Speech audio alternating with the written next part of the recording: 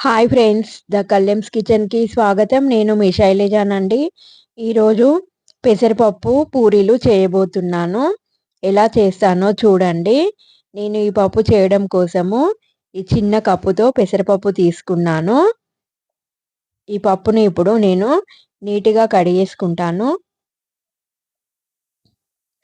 ఈ పప్పు పూరీలోకి కానీ, రైస్లోకి కానీ, చపాతీలోకి కానీ దేంట్లోకైనా చాలా బాగా సెట్ అవుతుందండి. అంత టేస్ట్ ఉంటుంది ఈ పప్పు.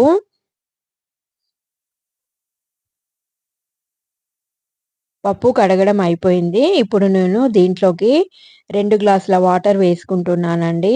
ఈ పప్పు లూజ్‌గానే ఉండాలి కాబట్టి అందుకని నేను 2 గ్లాసుల వాటర్ వేసుకున్నాను. దీన్ని ఇప్పుడు మెత్తగా ఉడికించుకుంటాను. స్టవ్ వెలిగించి స్టవ్ పైన పెట్టుకుంటున్నాను. కుక్కర్‌లో వేసుకున్నాను కదా అని కుక్కర్‌కి మూత పెట్టనండి. మామూలు వేరే ప్లేట్ పెట్టే ఈ పప్పును ఉడికిస్తాను. లోతుగా ఉంటే పప్పు త్వరగా మెత్తగా ఉడుకుతుందని అందుకని నేను ఈ కుక్కర్‌లో వేసుకున్నాను. చూడండి, పప్పు ఉడుకుతుంది. పప్పు ఉడికేటప్పుడే దీంట్లోకి పావు టీ స్పూను పసుపు వేసుకున్నాను.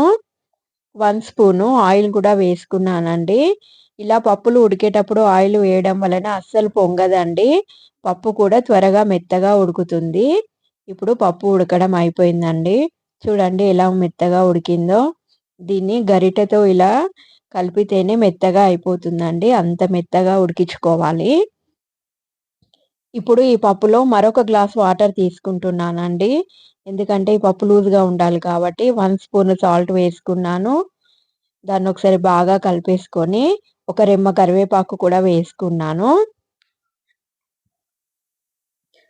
ఒక పెద్ద సైజు ఉల్లిపాయ కూడా కట్ చేసి వేసుకున్నానండి. ఈ పప్పులో ఉల్లిపాయ ఎక్కువగా ఉంటేనే టేస్ట్ బావుంటుంది. ఇప్పుడు నేను దీంట్లోకి ఒక 10 పచ్చిమిర్చి ముక్కలు వేసుకున్నానండి. నేను ఒక వెల్లుల్లి మొత్తం తీసుకున్నానండి. దాంట్లో సగం ఇప్పుడు మిక్సీకి వేసుకుంటున్నాను. 1 స్పూన్ జీలకర్ర కూడా వేసుకున్నాను. ఇప్పుడు దీన్ని మిక్సీ పట్టుకుంటాను. పప్పు ఇలా మరిగేటప్పుడే ఈ పచ్చిమిర్చి పేస్ట్ ఇందులో వేసుకోవాలండి. చూడండి, పచ్చిమిర్చి, వెల్లుల్లి, జీలకర్ర ఇది వేసిన తర్వాత ఇంకా పప్పు స్మెల్ అంటే ఎలా ఉంటుందంటే అంత బాగా వస్తుందండి.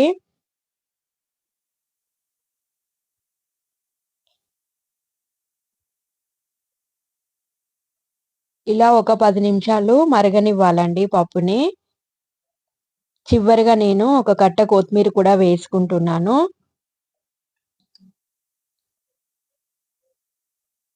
ఇవన్నీ వేసి చక్కగా ఒక 10 నిమిషాలు మరగనిచ్చానండి. ఇప్పుడు నేను ఈ పప్పుని పోపు వేసుకుంటాను.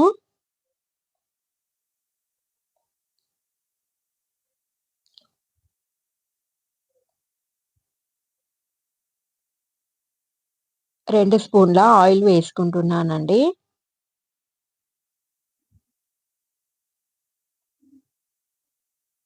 ఒక 4 ఎండుమిరపకాయలు, ఒక పావు టీ స్పూను ఆవాలు, పావు టీ స్పూను జీలకర్ర ఇవి ఒకసారి బాగా ఫ్రై చేసుకుంటానండి. ఎండుమిరపకాయలు ఫ్రై అయిపోయినాయి. నేను పప్పులో వేయగా ఉంచిన మరికొన్ని వెల్లుల్లి రెబ్బలని కచ్చాపచ్చగా కట్ చేసుకొని ఈ పోపులో వేసుకున్నానండి. చివరగా మరొక రెమ్మ కరివేపాకు కూడా వేసుకొని పోపు మొత్తం పెట్టేసుకున్నాను. ఈ పోపుకు వెల్లుల్లే మెయిన్ అండి. ఇది ఉండడం వలన పప్పు ఫ్లేవర్ బావుంటుంది. టేస్ట్ కూడా చాలా బావుంటుంది. పోపు ఇప్పుడు పప్పులో వేస్తున్నానండి. పప్పు పోపు పెట్టడం అయిపోతుంది.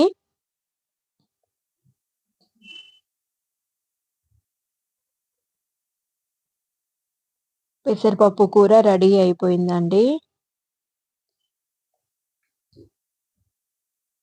చూడండి, చూస్తేనే ఎంత బావుందో పప్పు. చూడ్డానికి పప్పు అయిపోయిందండి. ఇప్పుడు నేను పూరి చేశాను. నేను ఒక పావు కేజీ గోధుమ పిండి తీసుకున్నానండి.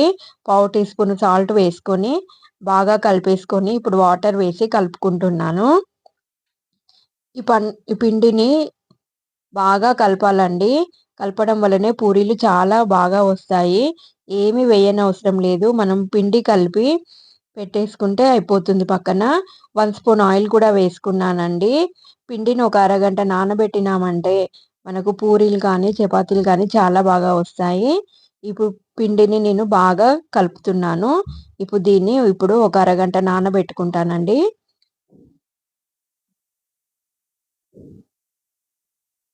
పిండి చక్కగా నానిపోయిందండి. ఇప్పుడు నేను పూరి చేయడానికి ఆయిల్ స్టవ్ పైన పెట్టుకున్నాను.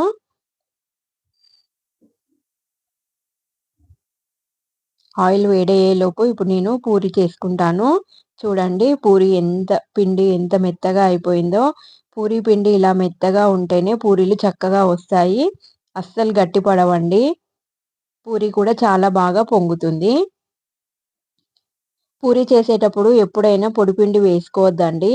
ఇలా ఆయిల్ పెట్టి వేయడం వల్లనే పూరీలు చాలా బాగా ఉంటాయి. ఆయిల్ కూడా నీట్‌గా ఉంటుంది.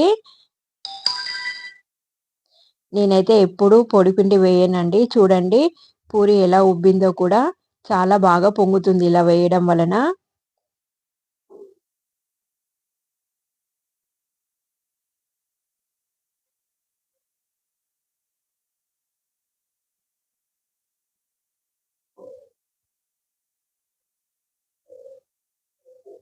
పూరి మనము ఆయిల్‌లో వేసిన తర్వాత ఒకసారి గరిటెతో ఒకసారి ఇలా లోపలికి ఒత్తి పట్టాలండి. ఇలా ఒత్తి పట్టడం వలన పూరి చాలా బాగా పొంగుతుంది.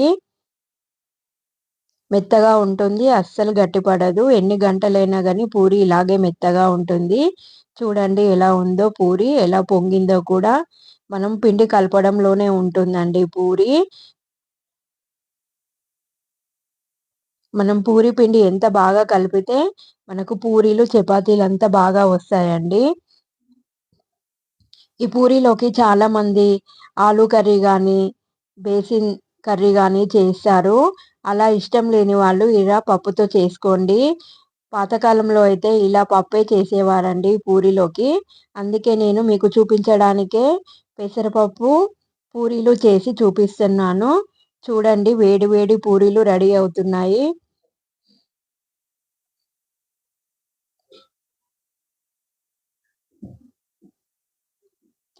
చూడండి ఫ్రెండ్స్ వేడి వేడి పూరీలు, పప్పు కర్రీ అండి. పెసరపప్పు కూర ఎంత బావుందో చూస్తేనే బావుంది. ఇంక పూరితో తింటే మాత్రం చెప్పలేమండి. ఈ వీడియో మీకు నచ్చినట్లయితే లైక్ చేయండి, షేర్ చేయండి. మా రెసిపీని మీరు కూడా ట్రై చేయండి.